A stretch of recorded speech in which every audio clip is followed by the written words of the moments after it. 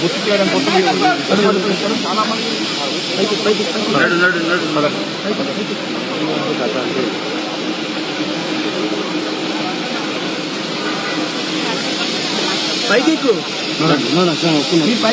ఇక్కడే ఉన్నాను అంతేగా.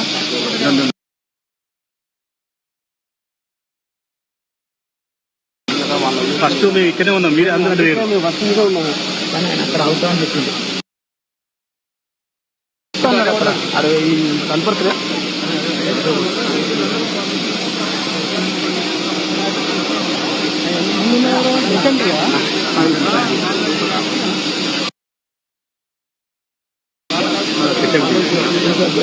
ఎంకారా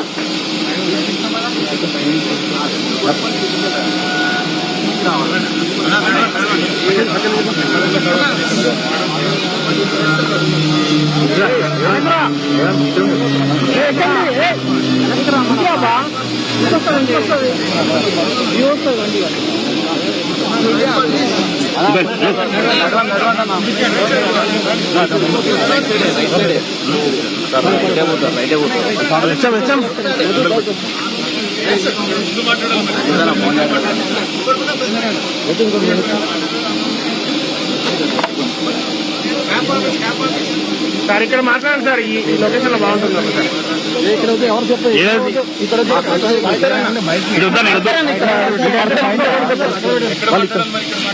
ఇక్కడ అక్కడ ఇది నిజంగా అసలు ఆడియో బయటకు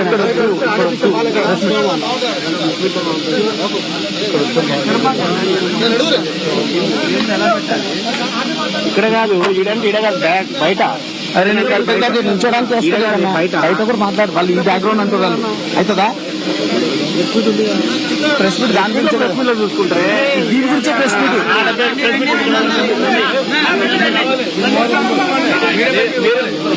దీని గురించే ప్రెస్ మీట్.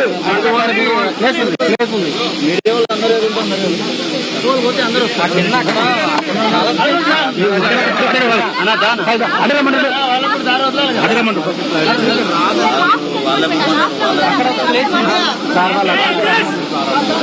సార్ వాళ్ళు రమ్మంటారు. ఇక్కడ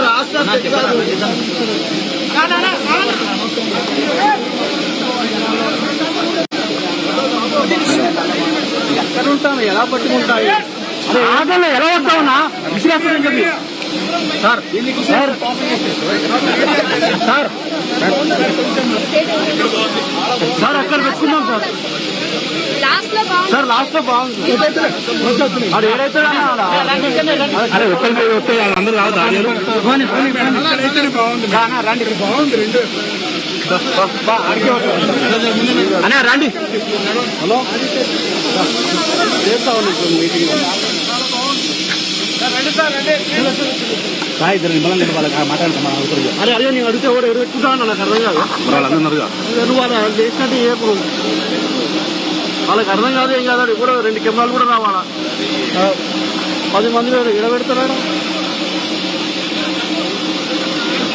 రంజితానా వాళ్ళు చెప్పన్నా రండి మాట్లాడాలి. నాకు ఎడబెడతామని అంటే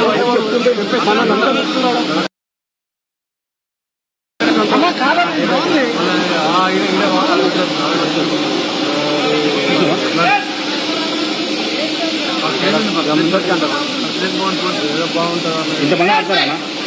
సరే అయ్యో అన్న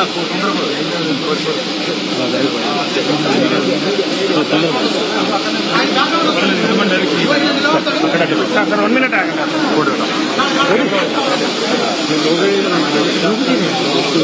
ఇల్లు ఫోన్ చేయి.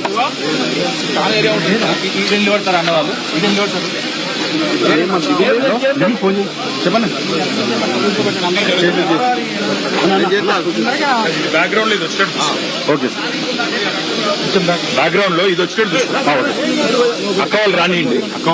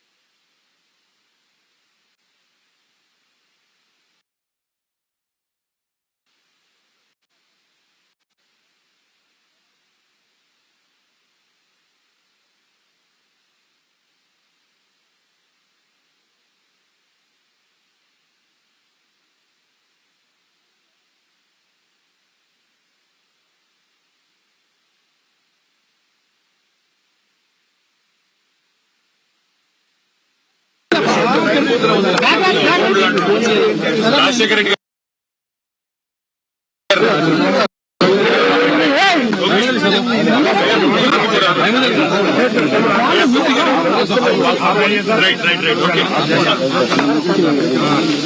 హైదరాబాద్ మహానగరాన్ని ఒక విశ్వనగరంగా తీర్చిదిద్దాలనే దృఢ సంకల్పంతో పెద్దలు మాన్యులు తెలంగాణ ముఖ్యమంత్రి కేసీఆర్ గారి నేతృత్వంలో జీహెచ్ఎంసీ పరిధిలో ప్రతిరోజు ఉత్పత్తి అయ్యే 2,000 మిలియన్ లీటర్లు ఏదైతే అంటే 2,000 మిలియన్ లీటర్లు అంటే దాదాపు 20 కోట్ల లీటర్ల మురికి నీరు ఏదైతే ఉన్నదో దాన్ని సంపూర్ణంగా శుద్ధి చేయాలన్న ఉద్దేశంతో ఆనాడు దాదాపు 4,000 కోట్ల రూపాయల ఖర్చుతో 31 సివరేజ్ ట్రీట్మెంట్ల ప్లాంట్లకు ఆనాడు నిర్మాణానికి శ్రీకారం చుట్టడం జరిగింది.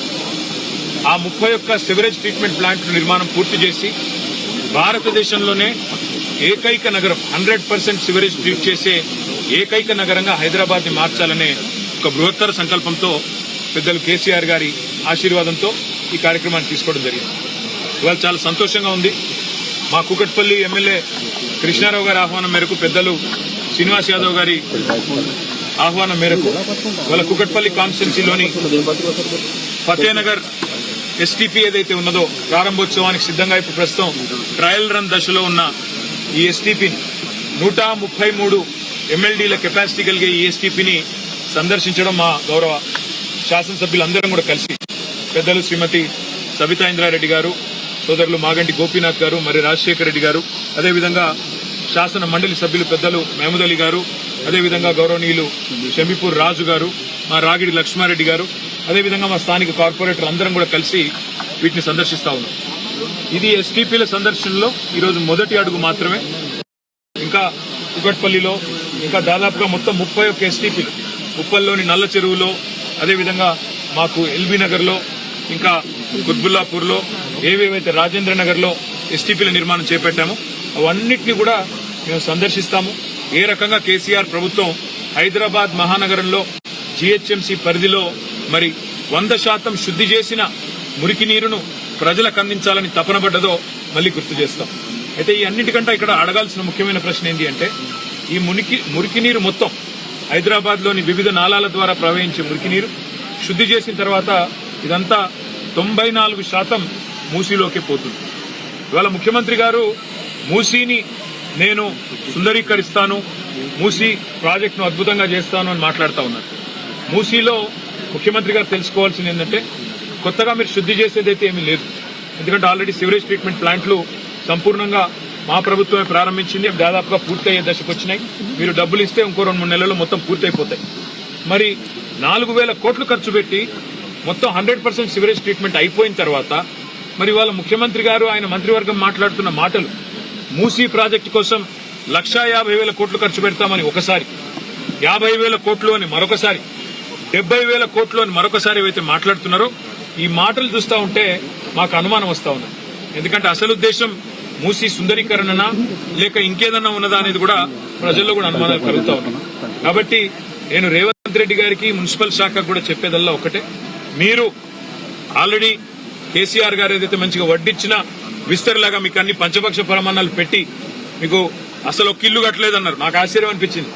ఒక్క డబుల్ బెడ్రూమ్ ఇల్లు కట్టలేదు అని ఇదే రేవంత్ రెడ్డి గారు, ఇదే బట్టి విక్రమార్క గారు గతంలో మాట్లాడితే మా శ్రీనివాస్ యాదవ్ అన్న దగ్గరుండి బట్టి అన్నది తీసుకొని చూపెట్టిండు. ఎక్కడెక్కడ ఇల్లు కట్టిన 1,00,000 ఇళ్లను చూపెట్టిండు. నిన్న ముఖ్యమంత్రి గారు స్టేట్మెంట్ ఇచ్చినారు, మూసీలోని 11-12 ఆక్రమణలున్నాయి, వాటిని తొలగించేదానికి డబుల్ బెడ్రూమ్ ఇల్లు ఇస్తామని. మరి మేము కట్టని మాట నిజమే అయితే ముఖ్యమంత్రి గారు ఇప్పుడు ఎక్కడికి వెళ్ళి ఇస్తున్నావు? మరి అంటే ఇప్పటిదాకా మీరు చెప్పినవన్నీ అబద్దాలు. ఈ రోజు మళ్ళొక్కసారి మీకు ఒప్పుకోక తప్పట్లేదు. కేసీఆర్ గారు చేసిన పని, మా అక్క నేతృత్వంలో, సబితా గారి నేతృత్వంలో 14,000 ఎకరాలు మేము హైదరాబాద్ ఫార్మా సిటీకి అని సేకరిస్తే ఇవాళ ఫార్మా సిటీ రద్దని, ఫ్యూచర్ సిటీ అని, ఇంకోటని ఇవాళ రకరకాల డ్రామాలు అక్కడ. ఇక్కడ హైదరాబాద్ లో ఆల్రెడీ మొత్తం మూసీకి సంబంధించిన మురికి నీరంతా శుద్ధి చేసిన తర్వాత మూసీ ప్రక్షాళన పేరిట కొత్త నాటకం. అందుకే రేవంత్ రెడ్డి గారికి మేము చేసే విజ్ఞప్తుల్లో ఒకటే, మీరు చేయాల్సిన పనులన్నీ మేము గతంలో ఆల్రెడీ చేసేసినాం. ఇప్పుడు మీరు చేయాల్సిన పని ఏంటంటే, మీరిచ్చిన 6 గ్యారంటీలు అమలు చేయండి. మీరు చెప్పిన 4,000 పెన్షన్ వెంటనే అందించండి, తులం బంగారం వెంటనే అందించండి, అదేవిధంగా మహిళలకు 2,500 రూపాయలు ఇస్తున్నారు, అది వెంటనే అందించండి. ఇచ్చిన రుణమాఫీ హామీ వెంటనే నెరవేర్చండి. ఇంకో 6 రోజుల్లో సీజన్ అయిపోతుంది వానాకాలం. రైతు భరోసా వెంటనే వారి ఖాతాల్లో ఇవ్వండి. అంతేగాని ఈ పబ్లిసిటీ స్టంట్లతోని ఎక్కువ రోజులు మీరు మాయ చేయలేరు. హైదరాబాద్ ప్రజలకు స్పష్టంగా తెలుసు మేము చేసిన పని. ఇక్కడ బాగు చేసిన శ్మశాన వాటికలు, ఇక్కడ బాగు చేసిన మురికి నీరు, ఇక్కడ కట్టిన కమ్యూనిటీ హాల్స్, ఇక్కడ కట్టిన లైబ్రరీలు, ఇక్కడ వేసిన లింక్ రోడ్లు, ఇక్కడ కట్టిన ఫ్లైఓవర్లు, అండర్ పాస్లు, పార్కులు ఒకటి కాదు. ఇవన్నీ చూసి వారు మన ఎమ్మెల్యే గారు గుర్తు చేస్తా ఉన్నారు. ఒక ఈ ఫతేనగర్ ఎస్టీపీకే 300 కోట్ల పైసలు రూపాయలు మేము ఖర్చు పెట్టాం. అక్కడ అదేవిధంగా ఇక్కడ ఫతేనగర్ బ్రిడ్జికి కూడా 60 కోట్లు మంజూరు చేశాం. కానీ డబ్బులు ఇస్తే కూడా ఇప్పుడు విడుదల చేయకుండా సాగుతున్న పనులను కూడా ఇవాళ ఆపే ప్రయత్నంలో మీరున్నారు. అందుకే రేవంత్ రెడ్డి గారికి విజ్ఞప్తి చేసేది, గిమ్మిక్కులతో కాలం వెలదీయకుండా గత ప్రభుత్వం చేసిన మంచిని మంచిగా ప్రజలు గుర్తిస్తారు, గుర్తిస్తూనే ఉంటారు. మేము ఇవాళ ఒక ఎస్టీపీని సందర్శిస్తున్నాము. మొత్తం మిగతా నగరంలోని అన్ని ఎస్టీపీలు కూడా మా శాసనసభ్యుల బృందం తిరుగుతుంది, ప్రజల దృష్టికి తీసుకొస్తుంది. తప్పకుండా మూసీలో జరుగుతున్న కుంభకోణాన్ని కూడా మేము గమనిస్తా ఉన్నాం. పాకిస్తాన్ కి సంబంధించిన కంపెనీలకు ఇవాళ మీరు కట్టబెట్టే ప్రయత్నం చేస్తా ఉన్నారు. ఇవన్నీ కూడా ప్రజలు కూడా గమనిస్తా ఉన్నారు.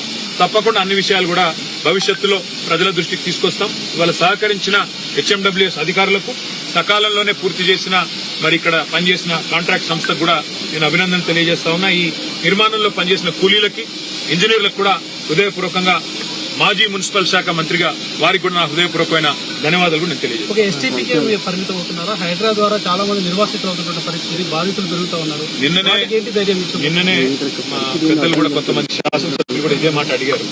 మేము తొందరలోనే అందరం సిటీ శాసనసభ్యులందరం కూర్చొని ఎందుకంటే వాళ్ళ పెద్దలకు ఒక న్యాయం, పేదలకు ఒక న్యాయం అన్నట్టు మంత్రులు, ఎమ్మెల్యేలు, ముఖ్యమంత్రి గారి అన్నలు, తమ్ముళ్లు వాళ్ళనేమో ప్రభుత్వం ముట్టుకోవట్లేదు. పేదవాడు, నోరు లేని వాడిని మాత్రం తీసవతల పాడేస్తా ఉన్నారు, బుల్డోజర్ కింద నలిపేస్తా ఉన్నారు. కాబట్టి మేము నగర శాసనసభ్యులందరం కూడా పెద్దలు కేసీఆర్ గారి ఆదేశం మీరు కూర్చొని ఈ విషయంలో ఏం చేయాలి ఒక నిర్ణయానికి వస్తాం. కానీ ఒక్క మాట మాత్రం పక్కా, ఎక్కడ ఎవరిని బుల్డోజర్ ద్వారా వాళ్ళ ఇల్లు కులగొట్టినా మేము కట్టిన ఇల్లే రెడీగా ఉన్నాయి 40,000 అందుకెళ్ళి వెంటనే ఇయ్యండి, వాళ్ళ రోడ్డు మీద పాడేయకండి.